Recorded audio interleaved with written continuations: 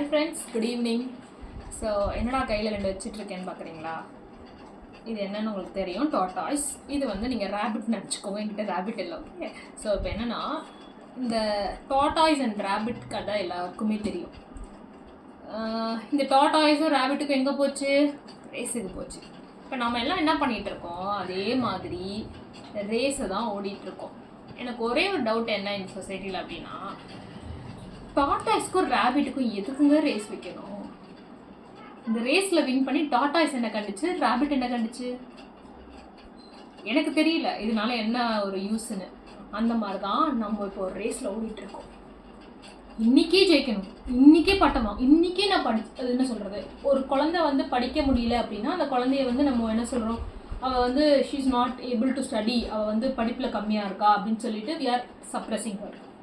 அதே குழந்தை ஸ்போர்ட்ஸில் இருந்தால் அந்த குழந்தைய ஸ்போர்ட்ஸில் கொண்டு வரலாம். எப்படியும் நம்ம எஜுகேஷன் சிஸ்டம்க்கு ஒரு எக்ஸாம்பிள் சொல்லுவாங்க, லைக் மீன், யானை, அது மாதிரி டாட்டாய்ஸ், ரேபிட், ஒரு ஜங்கிள் இருக்க மொத்த அனிமல்ஸையும் ஒன்றா விட்டு மரம் ஏறுங்க, யார் முதல்ல மரம் ஏறுறாங்களோ அவங்க தான் வின்னர் அப்படின்னா அதில் மங்கி மட்டும் தான் ஜெயிக்கும். கரெக்டாக மங்கியால் மட்டும் தான் மரம் ஏற முடியும். இதில் மீனை கொண்டு வந்து நீங்கள் கரையில் விட்டு நீ வந்து அதே மாதிரி இல்லை, ஒரு மங்கியை கொண்டு போய் நீங்கள் ஒரு சீலை விட்டு நீந்துனா அது நீந்துமா?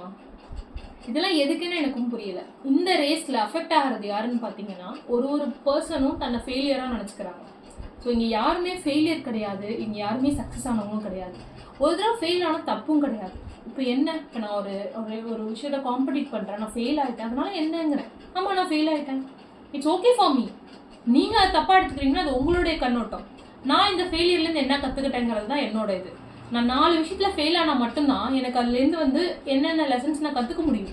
அதை விட்டுட்டு நான் எடுத்த உடனே நான் சக்ஸஸ் தான் ஆவேன், அது ஆகலைன்னா நான் வந்து ப்ராப்பரான ஒரு பர்சன் கிடையாது அப்படின்னா it is totally out of mind. சீரியஸாக இந்த ரேஸ் ஓடுற மாதிரி படிக்கிறது, அந்த மார்க்குக்காக படிக்கிறது. இன்னும் சொல்ல போனால் நான் வந்து இதை எப்படி சொல்லணும்னா, நான் நல்ல மார்க் தான் வாங்கினேன். லைக் 10th 12th காலேஜ் எல்லாம் நல்ல மார்க் தான் வாங்கினேன். அண்ட் கேட்டிங்க அப்படின்னா am I doing like what I studied அப்படின்னா இல்லை, I'm doing a completely different ஒரு பாத்தில் போயிட்டுருக்கேன்.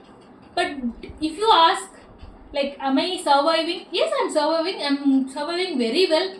I'm turning over lakhs and I'm good with that. Fine. So எப்போவுமே வந்து ஒரு பாத்தில் போகிறோம் அப்படின்னா if it is not working for you it's okay.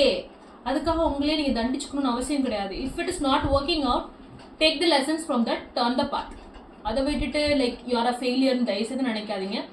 யாருமே ஃபெயிலியர் கிடையாது, ஃபெயில் ஆனால் தப்பும் கிடையாது. Note this, failure is not at all a problem. Okay, it's okay to fail.